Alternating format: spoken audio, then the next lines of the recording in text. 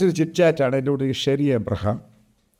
ഇദ്ദേഹം ടെക്സാസിലാണ്, US-ൽ. ഇദ്ദേഹം ഈ ഇസ്രായേലുമായി ബന്ധപ്പെട്ട വാർ അതേപറ്റി കൂടുതൽ വായിക്കുകയൊക്കെ ചെയ്യുന്ന ഒരാളാണ്. എൻജിനീയറാണ്, കോഴിക്കോട് REC പ്രോഡക്റ്റാണ്.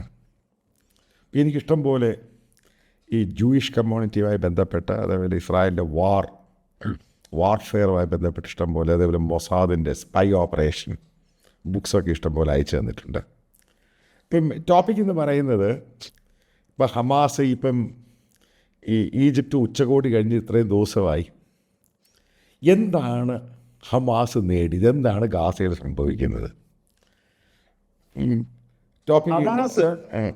ഹമാസ് ഒന്നും നേടിയില്ല. സത്യത്തിൽ അവർ കംപ്ലീറ്റ് ഫെയിൽഡറായി. ഹമാസ് നേടിക്കൊടുത്ത് കുറെ ജനങ്ങളെ കൊന്നു, അവരുടെ നേതാക്കന്മാരും തീർന്നു. ആ ഗാസ എന്ന് പറയുന്ന വേറൊരു അല്ലേ, ശരിക്കും ഒന്നുമില്ല, അവിടെ ഒന്നുമില്ല, കംപ്ലീറ്റ് തീർന്നു, വെള്ളം പോലും ഇല്ല കുടിക്കാൻ. ഏകദേശം 15,000 പേരുടെ ഡെഡ് ബോഡികൾ അവിടെയുള്ള ബിൽഡിങ്ങിൻ്റെ അടിയിൽ കിടപ്പുണ്ടെന്നാണ് പറയുന്നത്. പട്ടികളൊക്കെയാണ്, നായ്ക്കളൊക്കെ വന്ന് തിന്നുവാന്നാണ് പറയുന്നത്, കാരണം അതിന് ആഹാരമില്ല. ഇപ്പം എന്താണ് നേടിയത്? അതേപോലെ ഏറ്റവും ലേറ്റസ്റ്റ് ആയിട്ടുള്ള ഇസ്രായേലിൻ്റെ തീരുമാനമുണ്ട്, അവിടുത്തെ ജൂയിഷ് പത്രങ്ങളിൽ വന്നിട്ടുണ്ട്. ഹമാസ് ചോദിച്ചില്ല, ഇസ്രായേലിൻ്റെ തടവിൽ കഴിയുന്ന 3800 പാലസ്റ്റീൻകാർ ഇൻജുവേർഡ് ആയിട്ടുള്ളവർ, അസുഖമായിട്ടുള്ളവരെ അങ്ങ് കൊടുത്തുവിടും, ഇവരെയും കൂടെ വെച്ചോളാൻ പറഞ്ഞു. അതെ, സത്യമാണത്. ബേസിക്കലി അൾട്ടിമേറ്റായിട്ട് നോക്കുവാണെങ്കിൽ നമ്മളിപ്പോൾ വാറിൻ്റെ ഒരു റിസൾട്ട് ഉണ്ട്. ഞാൻ വീണ്ടും പറയുന്നൊരു കാര്യം, ഒരു കാരണവശാലും വാറിനെ അനുകൂലിക്കുന്ന ഒരാളല്ല ഞാൻ ഒട്ടും വാങ്ങിയിരിക്കും. കാരണം സമാധാനമാണ് വേണ്ടത്. വാറെന്ന് പറയുന്ന വാറാണ്. അതെ, അത് വെറുതെ ആൾക്കാർക്ക് ഇരുന്ന് പറയാവുന്നതല്ല. വാറാണ്. അതിന് മുഖവും കണ്ണും ഒന്നുമില്ല, അവരെ ഇഷ്ടമുള്ളടുത്ത് ബോംബേക്കും. അപ്പം ഉണ്ടായത് എന്തുവാ? ഗാസയുടെ 53% ഇപ്പോഴും ഇസ്രായേലിൻ്റെ കയ്യിൽ. അകത്തോട്ട് കയറിയ ഫയർ ചെയ്യും. എനിക്ക് തോന്നുന്നത് പെർമനന്റ് ലൈൻ ആവുക. അത് തീർച്ചയായും ഒരിക്കലും ഇനി ഗാസ തിരിച്ച് ഒരിക്കലും ഹമാസിന്റെ കയ്യിലോ പാലസ്തീനോ കിട്ടില്ല. കാരണം ഇത്രയും അവർ സ്ട്രഗിൾ ചെയ്തെങ്കിൽ അവരത് മൊത്തം പിടിച്ചെടുത്ത് അവരുടെ കൺട്രോളിൽ കൊണ്ടുവന്നിട്ട്, സത്യം പറഞ്ഞാൽ നമ്മളൊന്ന് ആലോചിച്ച് നോക്കിയാൽ മതി. ഇതിനകത്ത് ഈ യുദ്ധം തുടങ്ങുമ്പോൾ ഇവർ എന്തൊക്കെയായിരുന്നു പറഞ്ഞത്? പലസ്തീൻ എന്ന് പറഞ്ഞ രാജ്യം, അവസാനം ഇന്ന് അവർക്ക് അവിടെ ജീവിക്കാൻ പറ്റത്തില്ല, അവരെ ഓടിച്ചുകൂടുക, നാട്ടിപ്പായിക്ക്. കാരണം വെസ്റ്റ് ബാങ്കിലെ സ്ഥിതി വളരെ മോശമാണ്. അതിനെ അനക്സ് ചെയ്യാണ് അവർ. കാരണം അനക്സേഷൻ അത് അമേരിക്ക സമ്മതിക്കത്തില്ല. കാരണം അമേരിക്ക അറബ് രാജ്യങ്ങൾ കൂടുതൽ ഉറപ്പുണ്ട്.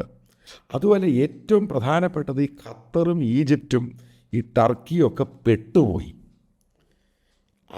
അതാണ് ഞാൻ മനസ്സിലാക്കുന്നത്.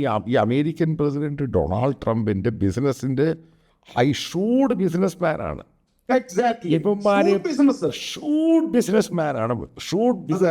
ഷൂഡ് ബിസിനസ് മാൻ കം പൊളിറ്റീഷ്യൻ. അതെ, അത് തന്നെയാണ് സംഭവിക്കുന്നത്. കാരണം എന്താ വെച്ചാല് ഈ ഗാസയില് പുള്ളിക്ക് ഒരുപാട് റിയൽ എസ്റ്റേറ്റ് ഇൻവെസ്റ്റ്മെന്റ് ഒക്കെ താല്പര്യങ്ങളുണ്ട്, പുള്ളിക്ക് ശരിക്കും നന്നായിട്ടുണ്ട്. ഓക്കെ, അതുപോലെ തന്നെ ഈ അറബ് രാജ്യങ്ങൾ സത്യം പറഞ്ഞാൽ ഇപ്പം മുകളിലോട്ട് ഓയിൽ ഇടുന്ന പോലെ ഇട്ടുകൊണ്ടിരിക്കുക. അതെ, കാരണം ആലോചിച്ച് നോക്കുക, സിറിയ പൂർണ്ണമായിട്ടും അമേരിക്കയുടെ സ്ലേവ് രാജ്യമായി. അതെ അതെ അതെ. എന്നിട്ട് അയാളോട് ട്രംപ് ചോദിച്ച ചോദ്യമാണ്, എത്ര കല്യാണം കഴിച്ചിട്ടുണ്ടെന്ന്. ഒരു ഡിപ്ലോമാറ്റിക് ഒരു രാജ്യത്തിന്റെ തലവനോട് ചോദിക്കുകയാണ്. അതേപോലെ തന്നെ ഈ ലെബനൻ, ഈ രാജ്യങ്ങളെല്ലാം അമേരിക്കയുടെ അണ്ടറിലാവുമ്പോൾ മനസ്സിലാക്കണം, അത് ഇസ്രായേലിന്റെ കസ്റ്റഡിയിലാണ്. അതെ അതെ അതെ അതെ. ഇതാണ് ഇവിടെ സത്യം പറഞ്ഞാൽ ഈ പറയുന്ന അറബ് സ്റ്റേറ്റുകൾക്ക് എവിടെയാണ് ഇവർക്ക് അബദ്ധം പറ്റിയെന്ന് പറഞ്ഞാൽ 1948 അല്ലെങ്കിൽ സെക്കൻഡ് വേൾഡ് വാറിന് ശേഷം ബഫോർ ഡിക്ലറേഷൻ വന്നു. ബഫോർ ഡിക്ലറേഷൻ ആയിരുന്നു ശരിക്കും ബ്രിട്ടീഷ് ഫോറിൻ സെക്രട്ടറി ആയിരുന്ന ബഫോർ. അന്ന് 2 സ്റ്റേറ്റ് ആക്കി ഇവരെ കൊടുത്തതാണ്. അന്ന് ഇവരെ അക്സെപ്റ്റ് ചെയ്തില്ല. 2 സ്റ്റേറ്റ് എന്നുള്ള 2 സ്റ്റേറ്റ് തിയറി ഇവരെ അറബ് രാജ്യങ്ങൾ അക്സെപ്റ്റ് ചെയ്തില്ല. ഇപ്പം അവരതിന് തയ്യാറാണ്. എന്തുകൊണ്ടാണ്? എന്നിട്ട് നഷ്ടം വന്ന ആർക്കാ? അറബികൾക്ക് നഷ്ടം വന്നു, അല്ലാതെ ഇസ്രായേലിന് നഷ്ടം വന്നില്ല. അവര് അല്ല, ഓരോ വാറ് കഴിയുമ്പോഴും എക്സ്പാൻഷൻ നടക്കുക. ഇപ്പോഴ് ഗോലൻ ഹൈറ്റ്സും എന്തോ ഇഷ്യൂ ആണ്. ചെറിയ ഏതാണ്ട് ഡമാസ്കസിന് അടുത്ത് വരെ അവരുടെ പിടിച്ചു. ഡമാസ്കസിന് അടുത്ത് വരെ ഇസ്രായേലിന്റെ ബഫർ സോണാണ്, അവിടെ കയറി പോകാതെ പറഞ്ഞേക്കുന്നേ. അതേപോലെ തന്നെ ലെബനൻ അതിന്റെ ഏതാണ്ട് അടുത്ത് വരെ, അതായത് ക്യാപിറ്റൽ സിറ്റിയുടെ അടുത്ത് വരെ ഒരു 400 കിലോമീറ്റർ ബഫർ സോൺ അവിടെയും കയറരുത്.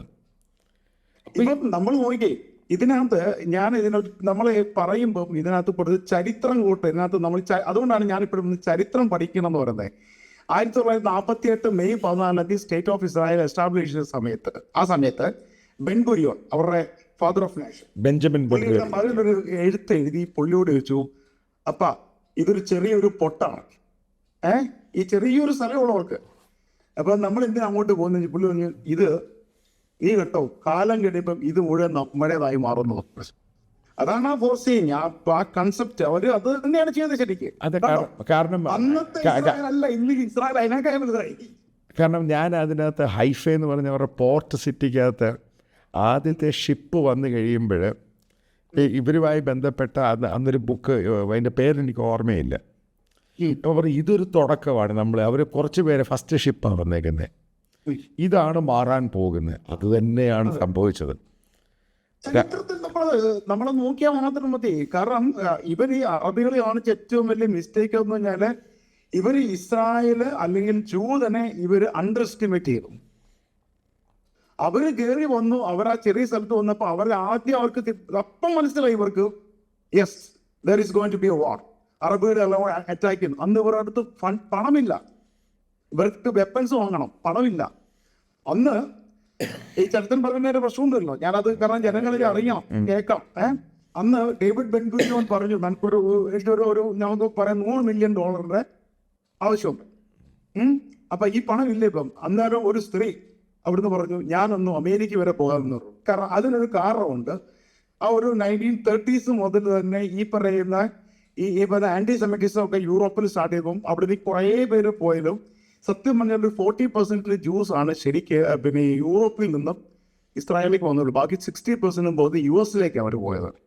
അവർ ഫെമിഷായി, അവരാണ് ഇവിടുത്തെ ട്രേഡ് മുഴുവൻ നടത്തുന്ന, അവരാണ് കച്ചവടക്കാരാണ്, അവർ ബിസിനസ്സുകാരാണ്.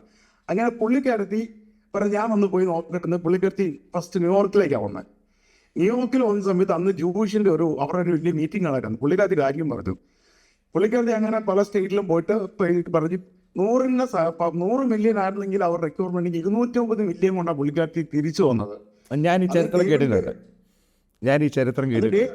അന്ന് ഡേവിഡ് ബെൻഗുരിയോൺ എയർപോർട്ടിൽ അവർ റിസീവ് ചെയ്തിട്ട് പറയാന്നറിയോ, നിങ്ങളുടെ നാമം ഇസ്രായേലിന്റെ ചരിത്രത്തിൽ സ്വർണ്ണലിപികളാൽ എഴുതിപ്പെടുത്തും. അവരായിരുന്നു അന്ന് USSRന്റെ ആദ്യത്തെ അംബാസഡർ ആയിപ്പോയി. പിന്നീട് ഇസ്രായേലിന്റെ പ്രൈം മിനിസ്റ്ററായ ഗോൾഡ മേയർ. നമ്മൾ ഇവരെ ചരിത്രം പഠിക്കുമ്പോഴാണ് മനസ്സിലാകുന്നത് ഇവർ എത്ര സ്ട്രോങ് ആണെന്നുള്ള മനസ്സിലാകും. അതുപോലെ ട്രംപ് ഇസ്രായേലി പാർലമെന്റ് സംസാരിക്കുന്ന സമയത്ത് ഒരു അമേരിക്കൻ ജൂയിഷ് ഒരു സ്ത്രീ അവിടെ ഇരിപ്പുണ്ട്. അത് പറഞ്ഞില്ല, ആ പേരെടുത്ത് പറഞ്ഞില്ല, അവർ ബില്യനെയറാണ്, അവരാണ് ദിവസവും വന്ന് പ്രസിഡൻ്റായി എന്നോട് പറയും ഓരോ ഇസ്രായേലിൻ്റെ കാര്യങ്ങൾ ചെയ്തു കൊടുക്കാൻ. അപ്പം അവർ പറഞ്ഞു, അയാൾ തന്നെ പറഞ്ഞു, ഞാൻ അമേരിക്കൻ പ്രസിഡൻ്റാണ്, ഇതെങ്ങനെ ഓരോ കാര്യങ്ങൾ ചെയ്യാൻ പറ്റുന്നത്. അതാണ് മനസ്സിലാക്കേണ്ടത്. എത്രമാത്രം കുറച്ച് ആൾക്കാർ ഭയങ്കര ലോബിങ് ചെയ്യും, ആൾക്കാരെ എവിടെയാണ് പിടിക്കേണ്ട അവരെ പിടിക്കും. ഇതിനകത്ത് ഉണ്ടായ ഈ പറയുന്ന ഒരു ചെറിയ കമ്മ്യൂണിറ്റി ഗ്ലോബലായിട്ട് ചെറിഷ് ചെയ്ത് ഫ്ലറിഷ് ചെയ്ത് ഇത് ഇത്രമാത്രം ഒരു സംഭവമാകുമെന്ന് ലോകത്താരും ആൻറ്റിസിപ്പേറ്റ് ചെയ്തില്ല. അതെ, ഇപ്പോൾ ബേസിക്കലി വാർ മിഷനായി മാറി ഇസ്രായേൽ. കാരണം വാർ മിഷൻ എന്ന് പറഞ്ഞാൽ ആലോചിച്ച് നോക്കുക, അതിനെ അത് ഒപ്പോസ് ചെയ്ത ഒരു രാജ്യമേ ഉള്ളൂ, ഇറാൻ.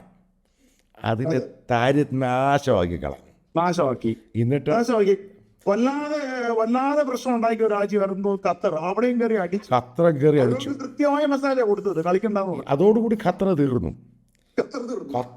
പോയി. അതോടുകൂടി അത് മനസ്സിലാക്കുക. ഇനി അടുത്തത് ഇവർ നോക്കുക, നീ കണ്ടോണം, ഇനി ഇവര് തുർക്കിയെ അടിക്കും. തുർക്കിയാണ്, അത് സംശയമില്ല. തുർക്കിയാണ് ഇവർ അടുത്ത ടാർഗറ്റ്. തുർക്കിയെ ഇവർ വല്ലാതെ കയറി ചെയ്യും. കാരണം പാകിസ്ഥാനും ഉണ്ട് കൂട്ടത്തിൽ, പാകിസ്ഥാനുള്ള പണി പറയാൻ അല്ല പാകിസ്ഥാൻ കാരണം ഇത്രയും ദൂരം അത് പാകിസ്ഥാനൊക്കെ ഇത്തിരിയാണ് അത് ഇന്ത്യ തന്നെ ചെയ്തോളൂ. പക്ഷെ അതിനുള്ള കപ്പാസിറ്റി നമുക്കിപ്പോ ഉണ്ടോ എന്നുള്ളത് പറയാൻ പറ്റത്തില്ല. ഇന്ത്യക്ക് അതൊക്കെ ഈസി ആയിട്ട് ചെയ്യാൻ പറ്റും. നമ്മളതിപ്പോൾ ഇന്ത്യ പക്ഷേ നമ്മുടെ ഓക്കെ, നമ്മുടെ ടോപ്പിക് അതല്ല. അപ്പം ഇതിനകത്ത് ഇപ്പോൾ ഏറ്റവും ലേറ്റസ്റ്റ് റിപ്പോർട്ട് പറയുന്നത് ഇറാൻ്റെ ചരിത്രത്തിലില്ലാത്ത ഡ്രോട്ട്, അതായത് കുടിക്കാനുള്ള വെള്ളം റേഷനായിട്ടാണ് കിട്ടുന്നത്. എക്സാക്ട്ലി 9 ദിവസത്തേക്കുള്ള വെള്ളം മാത്രമേ അവരുടെ റിസർവോയറിലുള്ളൂ. അതേപോലെയുള്ള സംഭവം ഉണ്ടാകുന്നു. ടെഹ്റാൻ സിറ്റിയിൽ ഏകദേശം 1 കോടി ആൾക്കാരുണ്ട്. സിറ്റി ചേഞ്ച് ചെയ്യാൻ പോകും. ഈ വാറിനേക്കാളും അമേരിക്ക കൊണ്ടിട്ട ബങ്കർ ബസ്റ്റർ ബോംബിനേക്കാളും ഭയങ്കരമാണ് അവിടെ നടക്കുന്ന ഈ പറയുന്ന വെള്ളം. അല്ല, വെള്ളം ഇത് തന്നെയല്ലോ നമ്മൾ ഇന്ത്യ പാകിസ്ഥാനിൽ കൊടുത്ത് നമ്മൾ വെള്ളം നിർത്തിയില്ലേ? അല്ല, വെള്ളം നിർത്തിയില്ല. ദാറ്റ് ഈസ് അത് ഫ്ലോ കൺട്രോൾ ചെയ്തു ശരിക്കും. ഇല്ല, ഫ്ലോ കൺട്രോൾ ചെയ്തിട്ടില്ല. അബേൻസ്, അതായത് ഡേറ്റ കൊടുക്കത്തില്ല. അത് മാത്രമേ ഉള്ളൂ. ഫ്ലോ ഒന്നും കൺട്രോൾ ചെയ്തിട്ടില്ല അവർക്കും. പക്ഷേ ഇറാനിൽ ചില നല്ല ഡ്രോട്ടായി ശരിക്കും. അവർക്ക് ഒട്ടും വെള്ളമില്ല. കാരണം മഴ പെയ്തില്ല. പിന്നെ ഡാമുകളെല്ലാം വരണ്ടു. വെള്ളമില്ലാതെ ഒരു മനുഷ്യനും ഒരു സംസ്കാരത്തിനും നിലനിൽക്കാൻ പറ്റില്ല. അതെ, അതിന്റെ രണ്ടാമത്തെ ഇതിന് ഏറ്റവും നല്ല എക്സാമ്പിൾ ആണ് നൈലും സിന്ധു. ഇന്ത്യയുടെ സിന്ധു നദിയായിരുന്നു ശരിക്കും.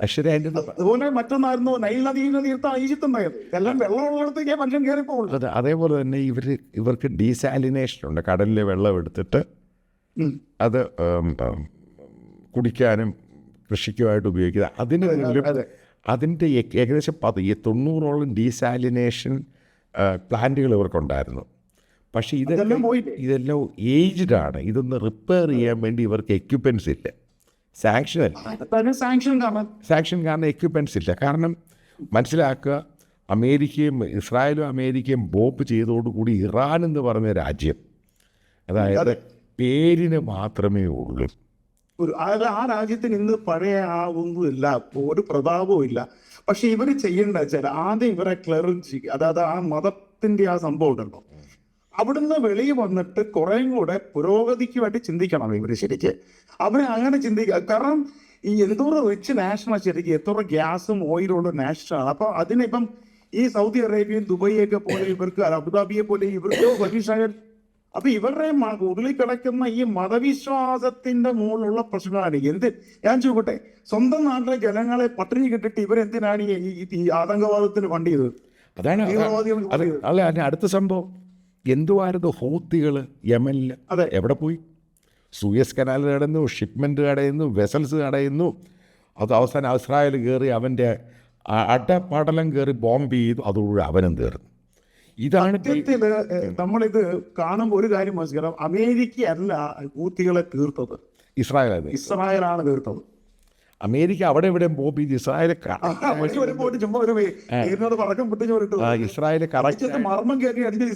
ഇസ്രായേലും പൂർണ്ണമായിട്ട് ഫിസിക്കൽ ഇൻ്റലിജൻസ് എടുത്തിട്ട് അക്യുറേറ്റ് ആയിട്ടുള്ള പ്രധാനമന്ത്രിയും മന്ത്രിയും അവരെ ഒന്നടങ്ങ് തട്ടി ദൂരം കളഞ്ഞു. കാരണം വല്ലാതെ തീർത്ത് കളഞ്ഞു. അപ്പോൾ ഒരു കാര്യം ലോകത്തിന് അവർ കാണിച്ചു കൊടുത്ത്, ഇത്രയും കിലോമീറ്റർ, 2000 കിലോമീറ്റർ 3000 കിലോമീറ്റർ, അതായത് എയർ ടു എയർ റീഫില്ല് ചെയ്ത് ഫ്ലൈ ചെയ്ത് അറ്റാക്ക് ചെയ്യാമെന്ന് അമേരിക്കയല്ല, ഇത് ശരിക്കും കാണിച്ചു കൊടുത്ത്, പ്രാക്ടിക്കലി കാണിച്ചു കൊടുത്ത് ഇസ്രായേൽ. വാർഫ്രണ്ടിലാണ് ഇത്. നമ്മുടെ ഏതൊരു എക്യുപ്മെന്റ് പോലും ആണെങ്കിലും നമ്മൾ ഈ പറയുന്നത് ചുമ്മാ അത് F-35 അല്ലെങ്കിൽ മറ്റേത് റഫാൽ എന്നൊക്കെ പറയുന്നത് തിയറി അല്ല. നമ്മൾ വാറിൽ അത് കൊണ്ട് ഏത് എക്യുപ്മെന്റ്, അത് ചെറിയ ബുള്ളറ്റ് ആണെങ്കിൽ പോലും വാറിൽ അത് പ്രൂവ് ചെയ്തിട്ടാണ് നമ്മൾ അതിനെ എക്യുപ്മെന്റ് നമ്മൾ സെല് ചെയ്യേണ്ടത്. അതെ, ട്രയൽസ്. കാരണം ട്രയലിനകത്ത് വാറിലാണ് ഇതിനെ പ്രൂവ് ചെയ്യുന്നത്, അതിനുശേഷമാണ് ചെയ്യുന്നത്. കാരണം F-35 ശരിക്കും അതിൻ്റെ ആക്യുറസി, അതായത് ഫ്ലൈയിങ് കമ്പ്യൂട്ടേഴ്സ് എന്ന് ഇപ്പോൾ F-35 പറ്റി പറയുന്നത്. കാരണം അത്ര ആക്യുറേറ്റ് ആയിരുന്നു അവർ ഇറാനിൽ ബോംബിങ് ചെയ്തത്. അതെ, അതേപോലെ തന്നെ ഹിസ്ബുള്ള അതിനെ തീർത്ത് തോലച്ച് ദൂരെ കളഞ്ഞു. അതേപോലെ തന്നെ ഇറാൻ ഫണ്ട് ചെയ്ത ഷിയ ആയിട്ട് ബന്ധപ്പെട്ട പല പ്രോക്സീസ് ഉണ്ട് ഇറാഖിലും മറ്റുള്ള പലയിടത്തും, അതിനെ തീർത്ത് കളഞ്ഞു. നമ്മൾ മനസ്സിലാക്കേണ്ട ഒരു പ്രധാനപ്പെട്ട പോയിന്റ്, ഏകദേശം 68,000 പേരുണ്ടായിരുന്ന ഒരു മിലിഷ്യ ഗ്രൂപ്പ് പരീക്ഷയായിരുന്നു ഹിസ്ബുള്ള. അപ്പോൾ വെൽ ട്രെയിൻഡും ആയിരുന്നു, വെൽ ട്രെയിൻഡ്. മാത്രമല്ല ഇതിനകത്ത് ഏറ്റവും വലിയ തമാശ എന്ന് പറയുന്നത് ഇവരുടെ ഇന്റലിജൻസ് എത്ര ബ്യൂട്ടിഫുൾ ആയിട്ടാണ് ഇസ്രായേലി മൊസാദ് വർക്ക് ചെയ്ത്. കാരണം ബെഞ്ചമിൻ നെതന്യാഹു എവിടെയായിരുന്നു? US വന്ന സമയത്ത് ഇവർ വിചാരിച്ചു പുള്ളി ഇപ്പം US ഇല്ല, അപ്പം നമുക്കെന്നാ മീറ്റിംഗ് കൂടാന്ന് പറഞ്ഞ് ഇവർ അണ്ടർകൊണ്ടിരുന്ന മീറ്റിംഗ് കൂടി. ഇതാണ് ഈ ഇസ്രായേൽ പോലത്തെ ട്രാപ്പായിരുന്നു ശരിക്കകത്ത്. ബെഞ്ചമിൻ നെതന്യാഹു വന്നു. അപ്പം ഇവർ വിചാരിച്ചു അവിടെ കറക്റ്റായിട്ട് എക്സാക്ട്ലി 1 ബോംബിട്ട് പിന്നെ ഇയാളെ കൊന്നു, അവിടെ നസറുള്ളെ കൊന്നു. അല്ല, അതിനേക്കാൾ എനിക്ക് ഇൻട്രസ്റ്റിംഗ് ആയിട്ട് തോന്നിയത് ഇപ്പം അലി ഖമൈനി അയാളെ കൊല്ലട്ടെ എന്ന് അമേരിക്കയോട് ചോദിച്ചു. അമേരിക്ക വീറ്റോ ചെയ്യണ്ടെന്ന് പറഞ്ഞു. അതോടുകൂടിയാണ് ഇറാൻ ഭയന്നു പോയത്. അവരുള്ള എല്ലാ സ്ഥലങ്ങളും ഇവർക്കറിയാം. കാരണം അവരുടെ പട്ടാളത്തിലും അതിനേക്കാൾ ഉപരിയായിട്ട് ഞാൻ അതിൻ്റെ അകത്ത് ഇൻട്രസ്റ്റിംഗ് ആയിട്ട് ഒരു അവിടെ ഇസ്ലാമിക ക്ലേർജി ആയിട്ട് 20 വർഷം ഇറാനിൽ ജോലി ചെയ്തുകൊണ്ടിരുന്നവരൊക്കെ ഇസ്രായേലി ചാരന്മാരായിരുന്നു. അതൊക്കെയാണ് സത്യം പറഞ്ഞു കഴിഞ്ഞാൽ ഈ എസ്പിനോജ് സ്റ്റോറിക്കകത്ത് മൊസാദ് എങ്ങനെ പെനട്രേറ്റ് ചെയ്യുമെന്ന് നോക്കണം. അതെ, കാരണം ഈ വാറിന് ഏകദേശം എത്ര 13 ദിവസം വാറ്, 13 ദിവസം വാറിനകത്ത് ഈ ഡ്രോൺസ് എല്ലാം അതിനകത്ത് അവിടെ കൊണ്ടുപോയിട്ട് അത് ഫിറ്റ് ചെയ്ത് ഇവിടെ അടിച്ച് നാശമാക്കി കളഞ്ഞു. അപ്പോഴേ ഇസ്രായേലിന്റെ ഇറാന്റെ പഴയ പ്രസിഡന്റ് പിന്നെ അഹമ്മദ് നിജാദ് പുള്ളി ഈ അടുത്ത കാലത്ത് കൊടുത്ത ഒരു സ്റ്റേറ്റ്മെന്റ് പുള്ളി പറഞ്ഞ എന്താണെന്ന് വെച്ചാല് ഈ ഇസ്രായേലിലെ ചാരന്മാർ ഭയങ്കരമായിട്ട് ഇവരുടെ കംപ്ലീറ്റ് എല്ലാം IRGCയിലും അവിടെ എല്ലാം കയറിയിട്ടുണ്ട്, നന്നായി പെൻട്രേറ്റ് ചെയ്തിട്ടുണ്ട്. അപ്പൊ അതിനെ കവർ ചെയ്യാൻ വേണ്ടി ഇവരൊരു കമ്മിറ്റി ഉണ്ടാക്കി, ഒരു ടീമിനെ ഉണ്ടാക്കി. അതിന്റെ ഹെഡ് അവസാനം മുതൽ ഇതിന്റെ ഹെഡ് ഇസ്രായേലിലെ ചാരം. അത് ഇത് മറ്റൊരു സംഭവം എന്ന് പറയുന്നത് ഈ ഇറാന് മനസ്സിലാകാത്ത പലതുമുണ്ട് ഇതിനകത്ത്. ഞാൻ മനസ്സിലാക്കിയെടുത്തോളം, കാരണം ഈ വാറിനകത്ത് കാരണം അവർ ശത്രുക്കളായിട്ട് അവരുടെ നാട്ടിലുണ്ടായിരുന്ന ഡൊമസ്റ്റിക് എനിമീസ് മുഴുവനും ഇസ്രായേലി സ്പൈ ആയി. അതെ, അതിൻ്റെ അകത്ത് ഏറ്റവും കൂടുതൽ അഫ്ഗാൻകാരുണ്ട്. അതേപോലെ ഈ തലയിലുള്ള സ്കാഫ് ഉണ്ടല്ലോ, ഹിജാബ്, അതിനുള്ള പ്രൊട്ടസ്റ്റ്, ഇവർ മുഴുവൻ ഇവരുടെ ചാരന്മാരായി. ഇതിനകത്ത് നേട്ടം കൊയ്തത്, അതായത് മിഡിൽ ഈസ്റ്റ് ഏഷ്യയിൽ, വെസ്റ്റ് ഏഷ്യയിൽ ഇസ്രായേൽ എന്ന് പറഞ്ഞാൽ അമേരിക്ക ഒരു സൂപ്പർ ഡൂപ്പർ പവറായി മാറി. ഇനി ഇസ്രായേലിനെ മിഡിൽ ഈസ്റ്റിൽ ചോദ്യം ചെയ്യാൻ ഇനി ആരുമില്ല. കാരണം അത് അവന് 2 വർഷം വാർ ചെയ്ത് ഇതിനെ എല്ലാം തീർത്ത് തരിപ്പണമാക്കി. ഈ പ്രത്യേകിച്ച് സുന്നി രാജ്യങ്ങളുടെ ഏറ്റവും വലിയ ശത്രുവാണ് ഇറാൻ. തള്ളു മാത്രമേ ഉള്ളൂ. നമ്മുടെ നാട്ടിൽ ഒരാൾ കുറെ കാലമായിട്ട് തള്ളുന്നുണ്ട്. ഓക്കെ, അപ്പം അങ്ങോട്ട് വരുന്നില്ല. ഓക്കെ, അപ്പം ഈ തള്ളു മാത്രമേ ഉള്ളൂ എന്നുള്ളത്. എയർ പവറിൽ അവർ ഡോമിനൻസ് എടുത്ത് അടിച്ച് തീർത്തു. ഈ പറഞ്ഞ മാതിരി ഇത്രയും 3000 കിലോമീറ്റർ ഫ്ലൈ ചെയ്ത് മിഡ് എയറിൽ അത് ഫ്യൂല് ഫില്ല് ചെയ്ത് അടിച്ച് തീർത്ത്, അതായത് ഒന്നും ചെയ്യില്ല, ഇങ്ങനെ മുകളിലോട്ട് നോക്കിയിരിക്കുക. അവർക്ക് വേണ്ടതൊക്കെ വരും. അതിന്റെ റിസൾട്ടാണ് നമ്മളിപ്പോൾ കാണുന്നത്. കാരണം വെള്ളം പോലും ഇല്ലാത്ത അവസ്ഥ എത്തി അവർക്കിപ്പോൾ. കാരണം ഡിസാസ്റ്റർ, അതായത് പറഞ്ഞാൽ അവിടുത്തെ ജനങ്ങളോട് ഭയങ്കര എനിക്ക് സഹതാപമുണ്ട് ശരിക്കും. കാരണം അവിടുത്തെ ഡൊമസ്റ്റിക് ഇഷ്യൂസ് എല്ലാം ഉണ്ട്. ഏതായാലും ഒരു കാര്യം ഞാൻ കൃത്യമായിട്ട് പറയാം. ഇതിനകത്ത് ഈ പറയുന്ന ഹമാസും പെട്ടു, ഈജിപ്തും പെട്ടു, ഖത്തറും പെട്ടു, ഈ പറയുന്ന അറബ് രാജ്യങ്ങൾ ആരൊക്കെയാണ് ഹമാസിനെ, ഈ പറയുന്ന പലസ്തീനെ സപ്പോർട്ട് ചെയ്ത് അവരും പെട്ടു.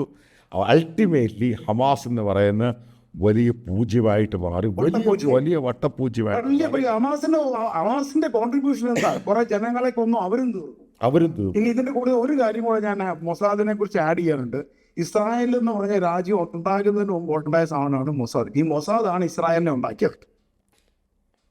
അതാണ് ചരിത്രത്തിലേക്ക് മൊസാദാണ് ആദ്യം ഉണ്ടായത്. തിയോഡർ ഹെർസലിന്റെ റൈറ്റ് ഓഫ് റിട്ടേൺ എന്ന് പറഞ്ഞ് ഞാൻ കഴിഞ്ഞ പ്രാവശ്യം പറഞ്ഞ പോലെ തന്നെ ആ റൈറ്റ് ഓഫ് റിട്ടേണിൽ അവരുണ്ടാക്കിയെടുത്ത സാധനമാണ് മൊസാദ്. ഈ മൊസാദാണ് ഇസ്രായേലിനെ ഉണ്ടാക്കിയത്. അതെ, കാരണം അത്രമാത്രം സ്ട്രക്ചേർഡായിട്ടാണ് ഒരു ചെറിയ രാജ്യം കുറച്ച് ആൾക്കാരും ഉണ്ടായത്.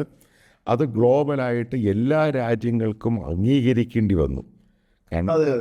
ഇനി ഇസ്രായേൽ എന്ന് പറഞ്ഞ രാജ്യത്തെ ഇഗ്നോർ ചെയ്യാൻ ഒരു രാജ്യത്തിനും ആർക്കും പറ്റില്ല. കാരണം ഇഗ്നോർ ചെയ്ത് ഇനി മിഡിൽ ഈസ്റ്റിലുള്ള രാജ്യങ്ങൾ ഇവരുമായിട്ട് സത്യം പറഞ്ഞാൽ ഞാൻ ഇതിനെ കൂടുതൽ നമ്മുടെ ടോപ്പിക് അല്ല, എന്നാലും ഒരു കാര്യം ചെയ്യാം. ഇപ്പം എല്ലാവരും വരുന്നു ഡൊണാൾഡ് ട്രംപിന് നോബൽ പ്രൈസ് കിട്ടാൻ വേണ്ടി പുള്ളി പലതും കളിക്കുന്നു എന്ന് പറയുന്നു. സത്യം പറഞ്ഞാൽ പുള്ളിക്ക് നോബൽ പ്രൈസ് കൊടുക്കാം.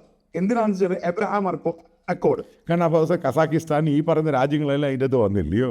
വന്ന് എബ്രഹാം അക്കോർഡിന്റെ പേര് മാത്രം പുള്ളിക്ക് പൈസ കൊടുക്കാം. തീർച്ചയായും ഞാൻ അതിനോടാണ് നിൽക്കുന്നത്. അല്ലാതെ ഇന്ത്യ പാകിസ്ഥാൻ മാറി നിർത്തിയെന്നോ ഇതും പറയുന്നില്ല. പക്ഷെ പുള്ളിക്ക് എബ്രഹാം അക്കോർഡ് മാത്രം മതി പുള്ളിക്ക് നോബൽ പ്രൈസ്. അല്ല, വേറെ കാര്യമുണ്ട്. ഈ മിഡിൽ ഈസ്റ്റ് ഏഷ്യയിൽ ഒരു പീസ് ടോക്ക് കൊണ്ടുവന്ന് അത് സൊല്യൂഷനായിട്ട് 100% ഇസ്രായേലിന് ഫേവറായിട്ട് കൊണ്ടുവന്ന ഒരു പ്രസിഡന്റാണ് അമേരിക്ക. അതാണ് അത് നമ്മൾ ഒരിക്കലും എഫേർട്ടിനെ നമ്മൾ മനസ്സിലാക്കാം. അത് ചെറിയ സംഭവമൊന്നുമല്ല. അതിനകത്ത് നമ്മൾ have to appreciate the way he did. തീർച്ചയായും. കാരണം അത് ചെറിയ പുള്ളി ചെയ്ത വലിയൊരു കാര്യം തന്നെയാണ്. കാരണം ഇപ്പൊ സൗദി അറേബ്യയൊക്കെ ഓൾമോസ്റ്റ് വന്നു കഴിഞ്ഞു ഓൾറെഡി. എല്ലാവരും അമേരിക്ക ചെയ്ത് കഴിഞ്ഞാൽ എല്ലാവരും കൂടെ സൈൻ ചെയ്യും. ഇതിനകത്ത് ഞാൻ കാണുന്നൊരു ഇൻട്രസ്റ്റ് ഉണ്ട്. സൗദിയുടെയും മിഡിൽ ഈസ്റ്റ് ഏഷ്യൻ്റെ അവരുടെ ഇൻട്രസ്റ്റ് ആയിരുന്നു അവരുടെ അവരുടെ എക്കോണമിയെ ബാധിക്കരുത്. കാരണം ഈ ഫോസിൽ ഫ്യൂലുമായിട്ട് ബന്ധപ്പെട്ട് പാരീസ് ക്ലൈമറ്റ് ഇതെല്ലാം കൂടെ ഇത് മാറ്റി അത് ട്രംപ് ഇവർക്ക് അനുകൂലമായിട്ട് നിന്നു. അതുകൊണ്ടാണ് പുള്ളി ഡ്രിൽ ബേബി ഡ്രിൽ. അപ്പം ബേസിക്കലി അതെല്ലാം മാറ്റർ ചെയ്യുന്നു. കാരണം അവരുടെ എക്കോണമിയെ താങ്ങി നിർത്തി അത് അമേരിക്കൻ എക്കോണമിക്ക് പ്രയോജനം. അതുകൊണ്ടാണ് $4-5 ട്രില്യൺ മിഡിൽ ഈസ്റ്റ് വന്നിട്ടുള്ളത്. ഇവിടെ നമ്മൾ പ്രത്യേകിച്ച് ഈ ടെക്സസ് ഉള്ളതുകൊണ്ട് ഈ മിഡ്ലാൻഡുകളൊക്കെ അവിടെ ചെല്ലുമ്പോൾ നമുക്ക് കാണാം. ഇപ്പം 13 ഓയിൽ കമ്പനികളാണ് ട്രംപിന്റെ ഇലക്ഷന് ഫണ്ട് ചെയ്തത്. 13 ഓയിൽ കമ്പനികളാണ്. അപ്പം ഇതെല്ലാം റിപ്പബ്ലിക്കൻ ഫണ്ടിങ് ആണ്, റിപ്പബ്ലിക്കൻ പാർട്ടിയുടെ ഫണ്ടിങ് ആണ്. അപ്പോൾ അതുകൊണ്ട് പുള്ളിക്ക് എന്ത് ചെയ്യണം? ഇതാണ് പുള്ളി പറയുന്ന റഷ്യൻ ഓയിൽ വാങ്ങരുത്, അമേരിക്കൻ ഓയിൽ വാങ്ങണം, ഇന്ത്യയോട് പറഞ്ഞതിന്റെ കാരണം ഇതാണ്. ഇവർക്ക് തിരിച്ച് പറയണല്ലോ. എനിവേ നല്ലൊരു ടോക്സ് ആയിരുന്നു. നമുക്ക് വീണ്ടും ഇതേപോലെ പല ടോപ്പിക്കിലേക്ക് നമുക്ക് സംസാരിക്കാം. Thank you. നമസ്കാരം.